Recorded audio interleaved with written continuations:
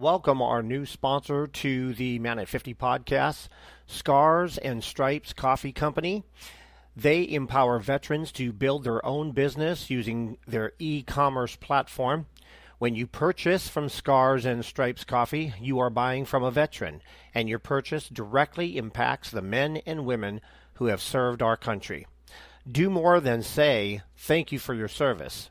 Order today and empower a veteran. Use vet code Richard at scarsandstripescoffee.com. That's scarsandstripescoffee.com. Welcome back, everybody, to the Man at 50 podcast. I'm your host, S. Richard, author of the book Man at 50, A Journey of Crisis, Revelation, and Survival. So let's get started on the Man at 50 podcast, a podcast that is for you, your little person within you, your hopes, your dreams, and hopefully a new plan for the future. Welcome back, everyone, to the Man at 50 podcast. I'm your host, Brad Richard, author of the book Man at 50. And we are joined by a special guest today, Wade Fransson. He is the author of the new book, The People of the Sign. And just to give you kind of a heads up, this is an incredible story, and Wade is going to share this story with us shortly. But I want to just read a little excerpt from the book. What do divorce, alcoholism, kidnapping, radio evangelism, ancient prophecies, the collapse of the Soviet Union, church schism, and the Stockholm Syndrome have in common with the music of the Beatles? Okay, I won't repeat that, but that is a loaded question. And to help us kind of get our heads wrapped around that, I want to welcome to the podcast Wade Fransson. Thanks, Brad. It's really a pleasure to be with you here today. It's great to have you. There's so many things that are tied into the Beatles, according to what I just read. Can you kind of tell us a little bit, about the book? I know you don't want to give a whole lot away because, of course, we want people to buy the book. But the book is The People of the Sign, and kind of give us a synopsis of why you wrote the book and the background behind it. Sure. So the book is a recounting of events. And one of my pet peeves in life is when you're watching a really good movie, let's say, and it's announced that it's based on real events.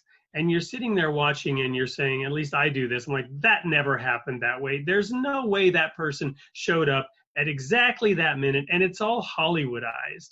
And to me, real life is much more fascinating. And the actual facts of a matter are so much more powerful than a trumped up emotion that's, that has you wondering if it's real or not. By the way, I'm not criticizing fiction. What I'm criticizing is fictionalized versions of the truth that depart from what actually happened. So when I wanted to recount my events, it's names, date, places. No names were changed to protect any innocent, because nobody's really innocent anyway, myself included. So I was a victim of kidnapping as a child. It was a domestic kidnapping. My mother had custody. My father took myself and my two sisters and smuggled us out of the country, the FBI in pursuit, and managed to get us to Sweden, where it eventually went to the Supreme Court, where he lost, and we were returned to our mother. So that's just one of the impactful events. I was separated from both parents for over 2 years, as were my sisters, and I was separated from them as well. And this was part of the fragmentation and the fracturing. And there was alcoholism, there were drugs and police high-speed chases. So you've got this really, really dramatic story that people have told me they stay up all night reading this book, which is very gratifying. But what was most important to me in writing this was A, that it had to be accurate, and B, I wanted people to reflect on their own experience. So the music of the Beatles is woven in as a universal language. The music is universal, a universal language anyway. You don't have to understand the words to feel the emotions that are brought about by the music. So by introducing these Beatles song titles which form, every chapter is the name of a Beatles song. The first chapter is called Yesterday, as you begin to review the history here of my father. The final chapter is called Let It Be. And every subheading within those chapters is also the title of a Beatles song. So you've got Yellow Submarine, you've got Being for the Benefit of Mr. Kite. And these things evoke different feelings in different readers, allowing them to interpret what they're reading and think about their own experiences. So as they're reading this chaotic, fractured life of this idiot who took forever to figure things out, i.e. me, they're able to also reflect on their own circumstances and say, well, how have I processed that traumatic event that happened to me when I was 10 or when I was 13, or this relationship I was in when I was 20?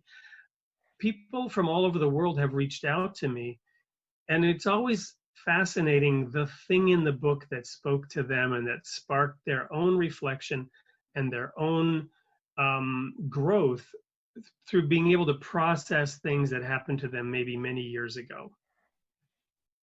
That sounds amazing. I'm a big advocate of music as a healing tool. I used it for myself as well.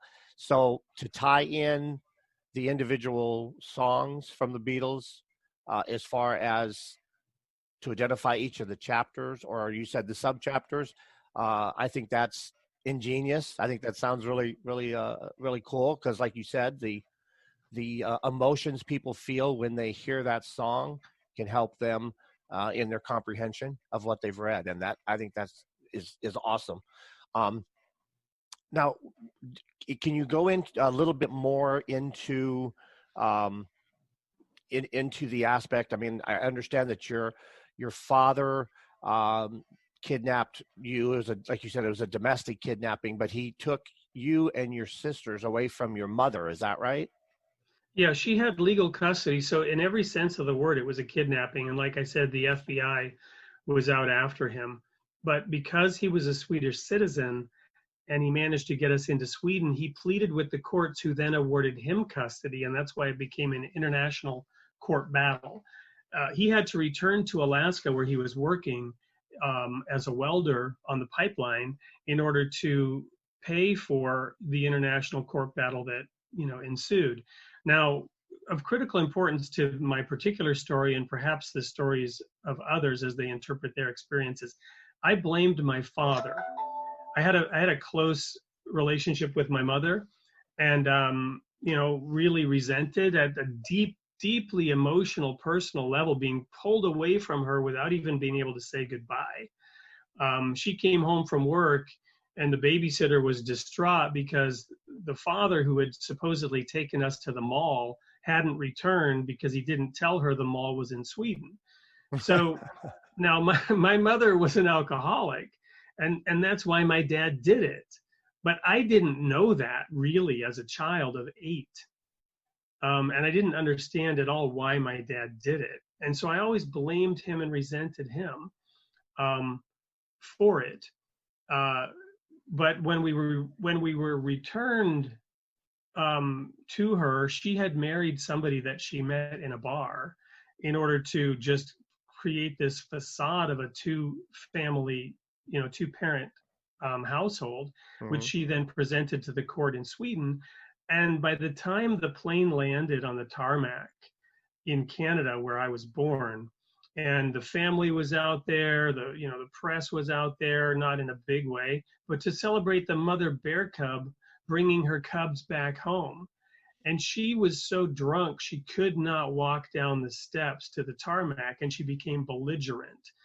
And that was that was the next phase of my adventure, of going from the frying pan into the fire, where in Sweden I had adapted after 2.5 years. My father had eventually moved there to set up household at the court's order with his 3 children. But now we were at the whim of an alcoholic mother. The man she had married left within a couple of weeks, and things just spiraled downhill from there. And I ended up in an orphanage, and it went from bad to worse. but my father had gotten involved in a religious group that most people would consider a cult. And then we were introduced into the life of that church. For me as an individual, that church ended up saving my life. So I resist the tendency to call it a cult, but there are lots of interesting experiences that happened there, both good and bad, that also get woven into the book. And it's not a simple, blatant sort of characterization or a caricature of what a church might be like. Readers are invited to make a decision for themselves what was good or bad about that particular religious approach.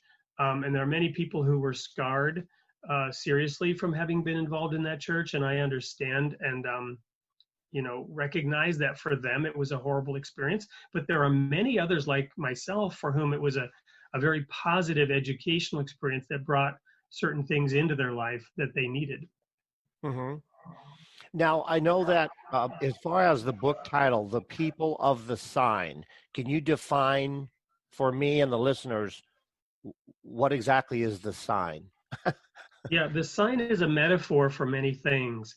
And at the broadest level, the sign is the idea that you are special in some way that goes beyond, let's say, accepting yourself or self-esteem, or knowing that you have intrinsic self-worth as a human being.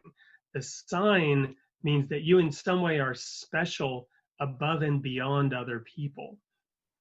In the case of the religious group that I was a part of, the sign very specifically was the seventh-day Sabbath. So our religious group kept Saturday as the day of rest, like the Seventh-day Adventists, though we were not Seventh-day Adventists, or like the Jews, though we were not Jews, right? It was the belief that God had created holy time on the seventh day, and that the Christian churches had strayed or even purposefully perverted the teaching that Jesus brought and that was in existence before his time through Moses, that the people who rested on that day were special to God and that they had a covenant with him. Now, personally, today, I believe this is true of the Jews. I believe that is part of their identity and who and what they are. But we were not Jews. We were Christians who nonetheless kept that day. And that made us even more special than the Jews might believe they are, as they have a covenant relationship with God. So we were super special, super privileged. We had insider knowledge that others didn't have. And we had a direct relationship with God that others couldn't have. So that elevated us in our minds above our fellow human beings. And so that is a theme in the book as well, as how do you relate to your brother when you believe that you're more special than he is? Wow. There's a lot to unpack there. There's a lot of boxes there to open. You said that from a community standpoint, connecting to other people, feeling like you had a place to belong. Those were some of the things that you got out of being involved in that church or in that group, that spiritual organization. What were some of the harmful things that you were aware of that happened to some of the people there? Well, let me first add one more positive thing, and that is, in addition to the community aspects that you mentioned, which were critical for me, there was also the aspect of, let's just say, discipline and character. Coming as I did from a fragmented, unstructured, situation, and moving from home to home and family to family, there were all those love needs and belonging needs, but there was also just this chaos and the inability to discipline myself and to do anything, living with an alcoholic mother who would be gone for days at a time. So the church gave this very rigid set of rules that had to be followed. And it was those same rules that were very useful and helpful to me. The belief that there is a divine Father who wants me to behave in a certain way that was actually good for me. For others, that was a harsh application of rigid rules into a situation where it went beyond what they personally needed. And in addition, there was this heavy element of fear that underlied it all, because we were coming into the prophesied end time, where the book of Revelation talks about beasts and dragons rampaging against the earth, and plagues and people at war and all of that apocalyptic stuff. For me personally, it was a needed wake-up call that, little boy, you're on the highway to hell, and you better get your act together, or there's only gloom and doom and destruction ahead for you. And my mother's life was like that, and she died at age 35. But I was on the same path. And I was shocked when I realized that I was 26 years old and still alive and had a bright future ahead of me, because I got out of that very dark period, even though fear and rules were part of it. So for me, they were helpful, but for other people, they were debilitating. They were afraid, and they couldn't meet the standards, and they went into depression. Whereas I was motivated by the fear and improved myself through the exercise of self-discipline. So it worked out to be a good thing for me, even as other people were harmed by it. Okay. I got you. Yeah, I wanted to kind of touch base, with what you were saying. I know there's so much more, and there's only so much we can cover. We're coming up on a short sponsor break, and then we'll be back for part two. Real quick, I know that one of the things in your book is about the fact that you lived in a tent in Alaska outside. And how long did you do that? Was that with your father in Alaska? Yeah, that was actually 10 months. And what happened was my dad had remarried, and he now had more children to care for.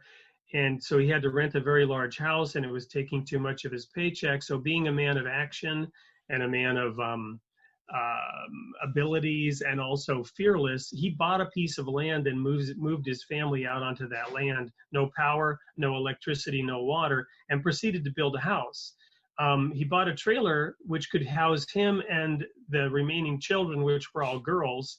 I was the only boy left, and I ended up being stuck out in a tent through the entire winter, right? And yes, it got down to 20 below. No water, no electricity.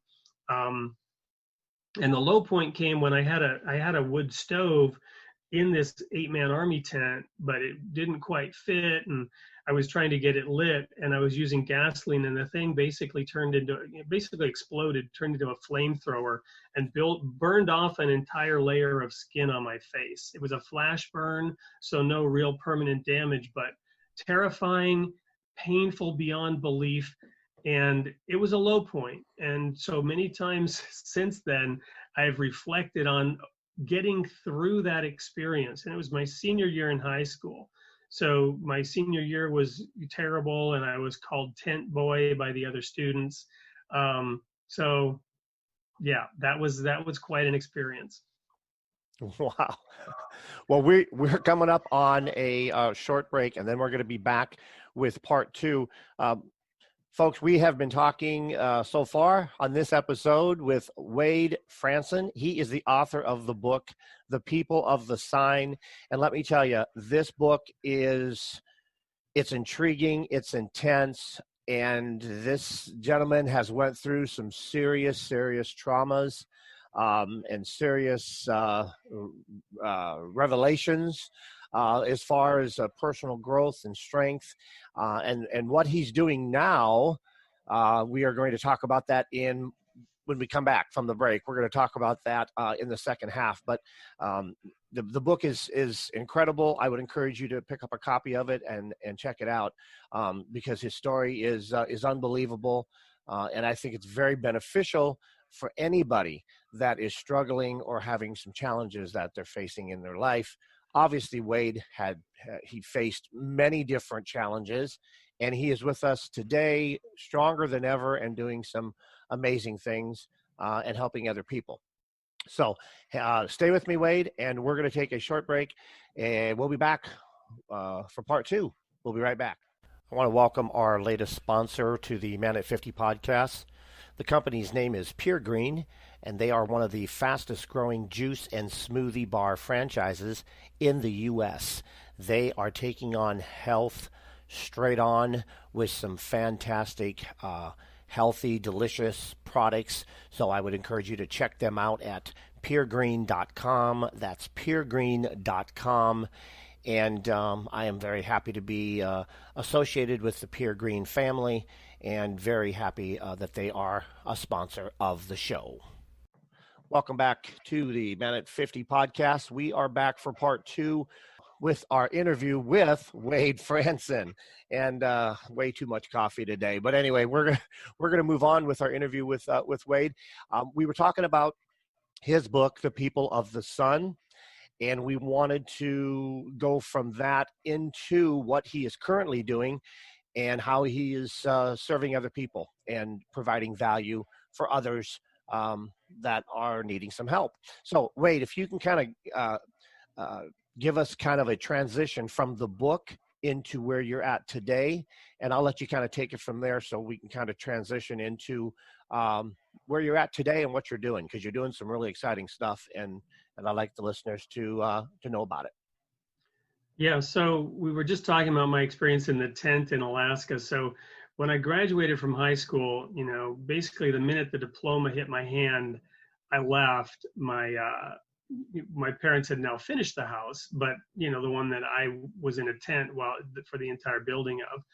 And so I went off on my own, but I was instantly having problems with drugs, and I was in a high-speed chase with the police, running off the road at 120 miles an hour. And I realized that if I were to survive, I had to get out of Alaska. And the church college was a way out, both in terms of getting out of Alaska, but also the hope of changing my life, because I was following in the worst footsteps of the people in my life, my mother's alcoholism and things like that. So when I got to the church's college in California, I realized that it was a tremendous opportunity for me. I began changing the way that I thought and acted, and I became quite successful. And with my language abilities, having lived in Sweden, I ended up in Europe doing work for the church. I was helping them with the German office. I did many things around the world, South Africa. And I learned German, I learned French, I was studying Russian, and I ended up in Leningrad at the time Gorbachev was abducted.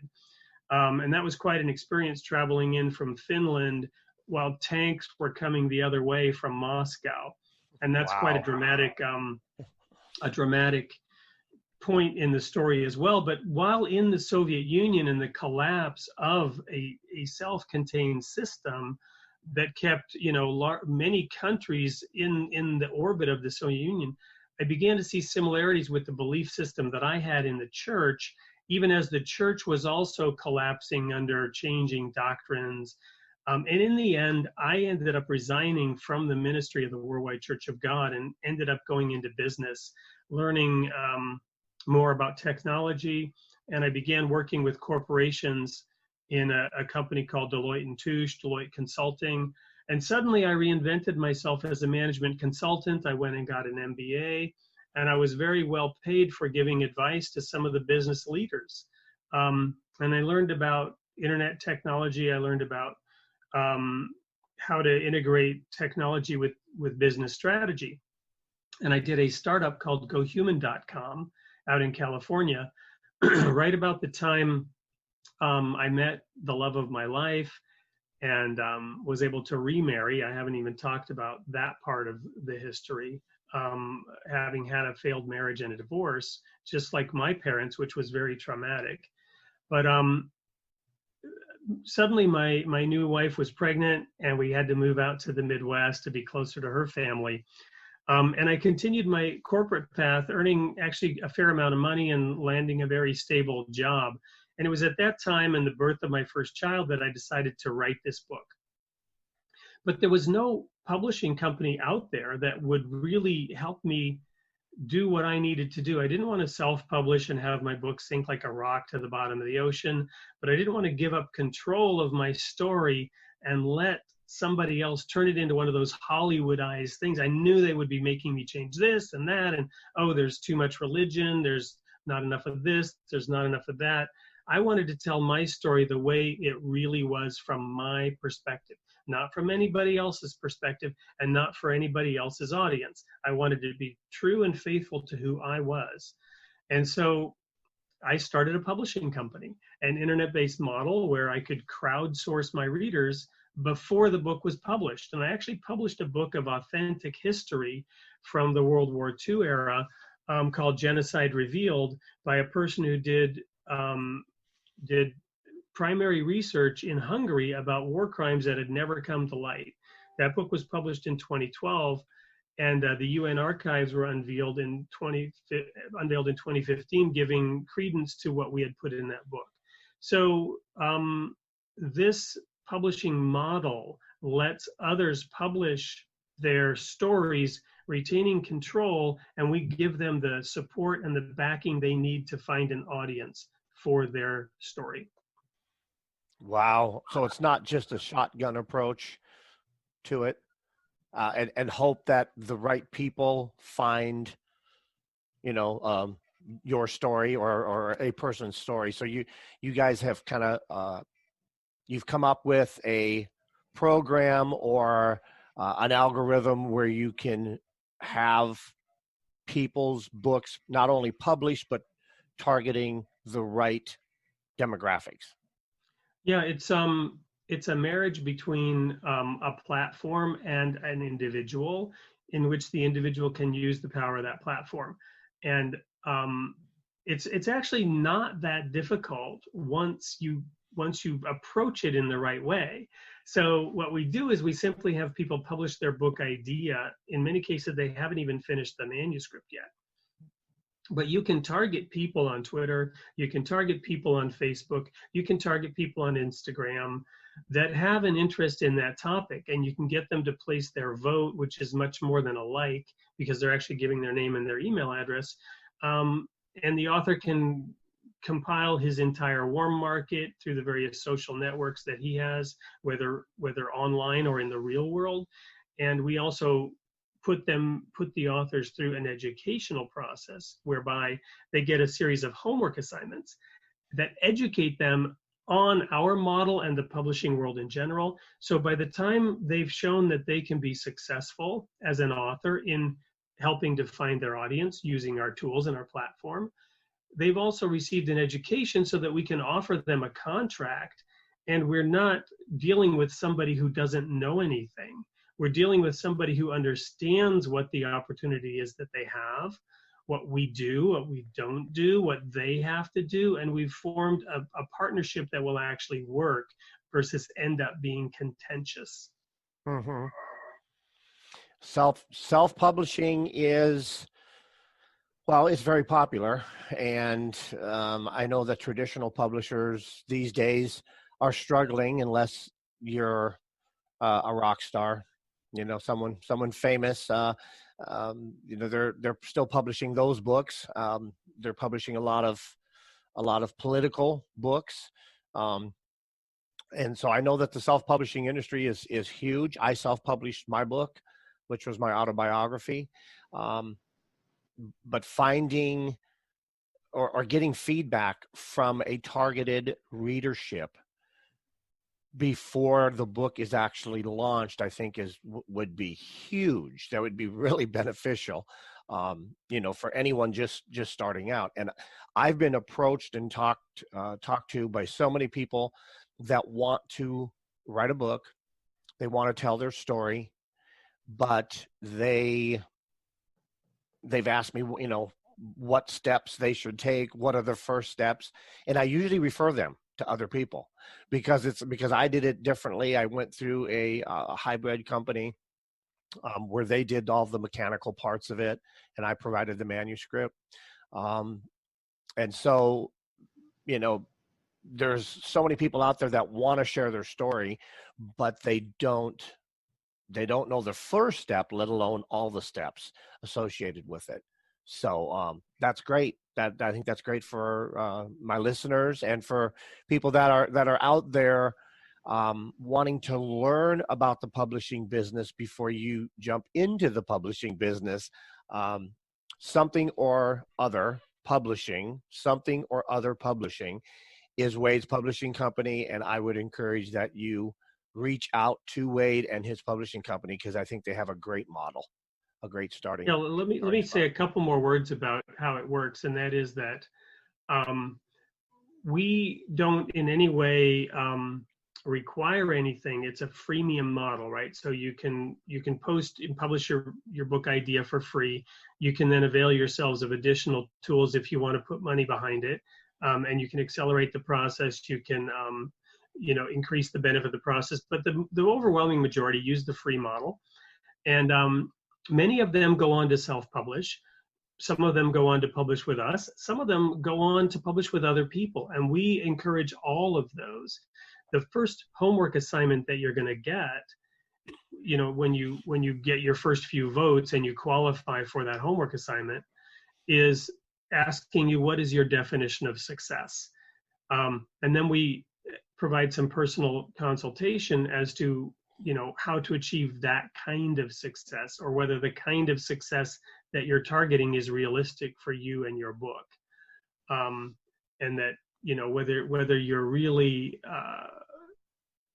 whether you have a fair and honest perception of what's possible, and what the challenges are going to be depending on what it is that you're trying to accomplish. But every author today has a different definition of what success looks like for them. Absolutely. And some are realistic and some are not. I fell into, when my book was released, I fell into the trap of thinking that the sales would be easy, and that I bought a lot of extra copies.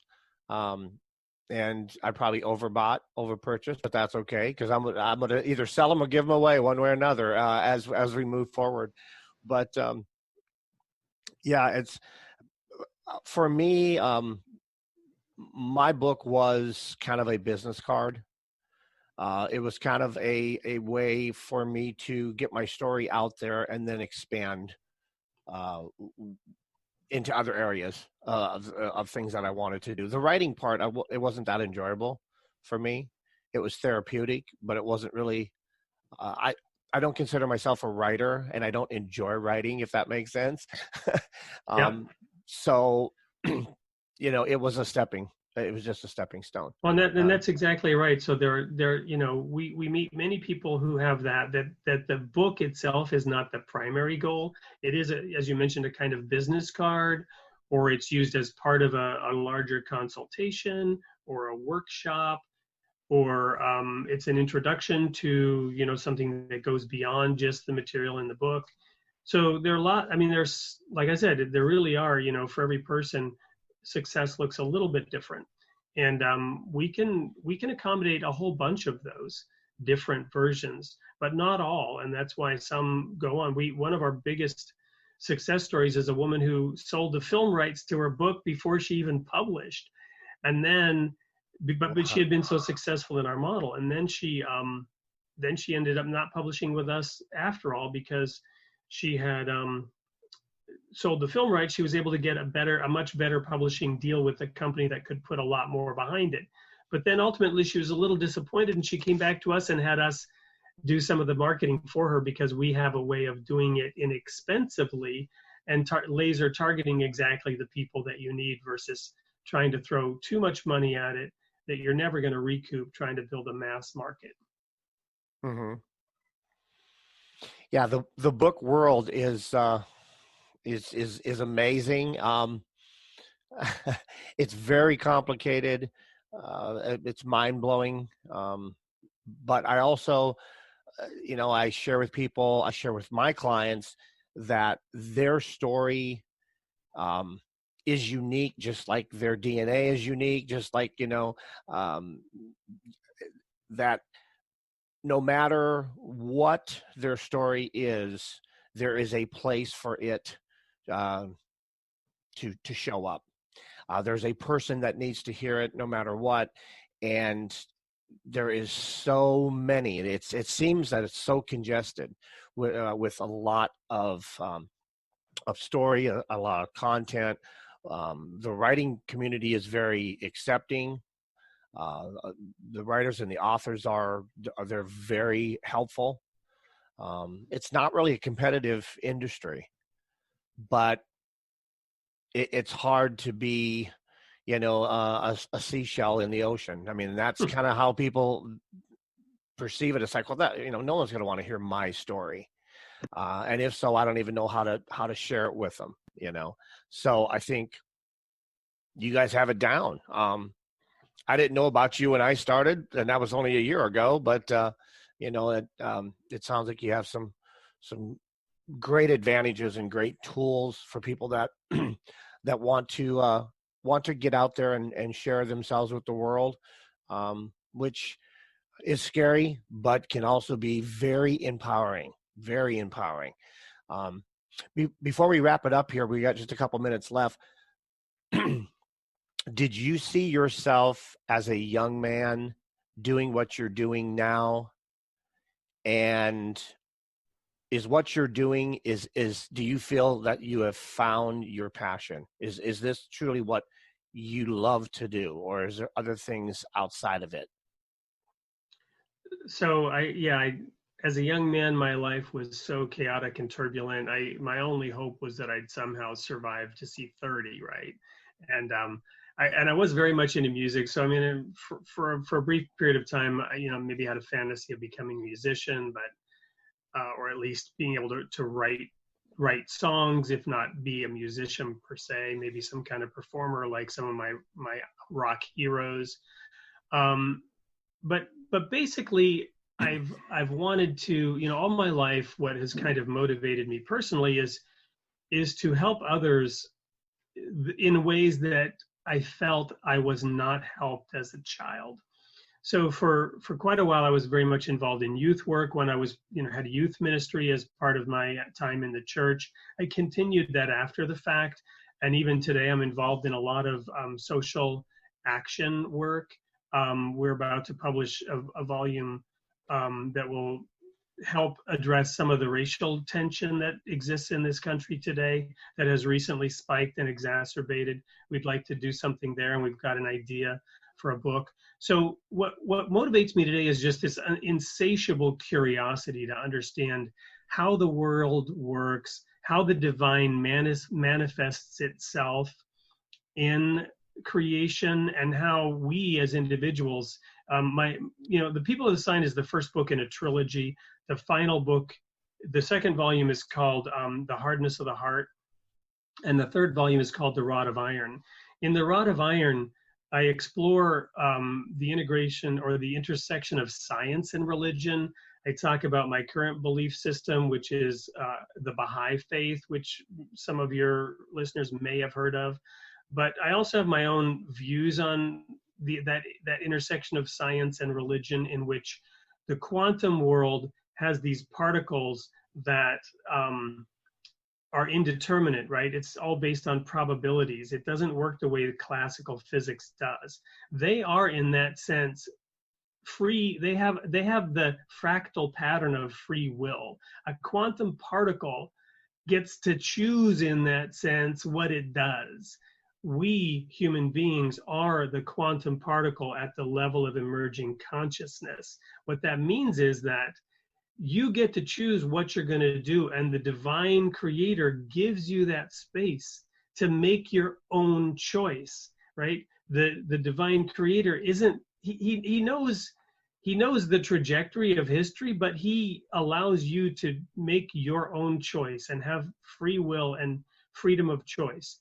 So this is where my curiosity goes today, to understand how that works and how we work together as individuals and as a collective to encourage people to make better choices for themselves, to set down social structures, relationship structures, which lead people to effectively evaluate their own personal circumstances and make mature decisions.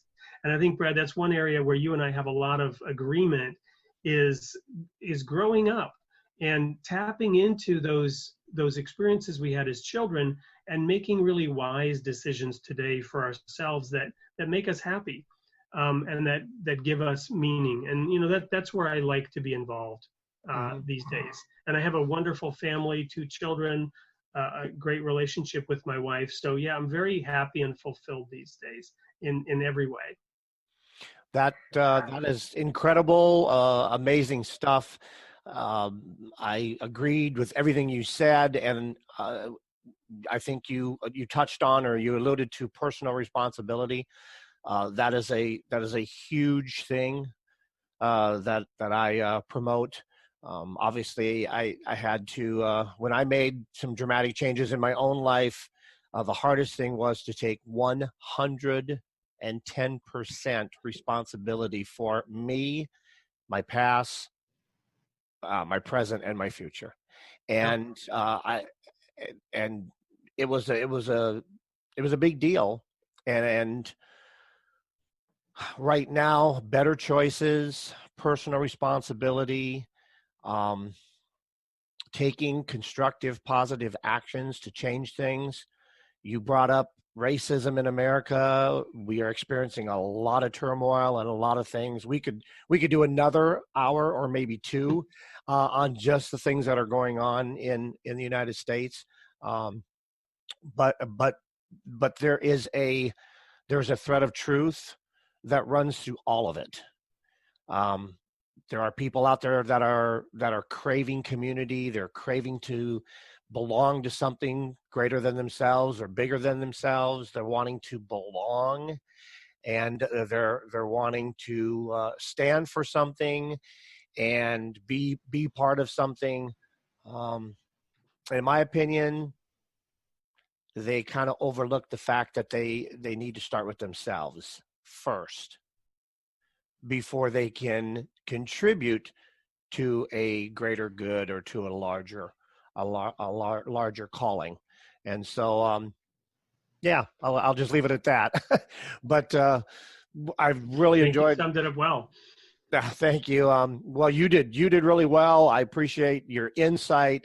It was inspirational and amazing. I know the listeners will enjoy it. I want to thank Wade Fransson. He has been our guest today on the Man at 50 podcast. He is the author of the new book, The People of the Sign, and his second book is The Hardness of the Heart, correct? That's correct. And then the third one, is that out? The third book? It is, right. It's The Rod of Iron. So the trilogy is complete. Cool. And as far as, we'll have all the links to contact Wade and to contact something or something or other publishing. We'll have links in the show notes so they can connect with you, and obviously they can get your books on Amazon and Barnes and Noble. Anywhere. Yep. Okay, so we'll put those links in the show notes and have that available for the listeners so they can connect with you. But yeah, Wade, thank you so much for being on the show. Your story is amazing. The transition that you made from the struggles, the challenges, and the to say the least, a troubled childhood, and growing up to where you're at now, and you are seeking the truth. You're expanding your mind. You're helping others. You're providing value, and you're reaching out to humanity. And that in and of itself is beyond commendable. I respect you and honor what you're doing.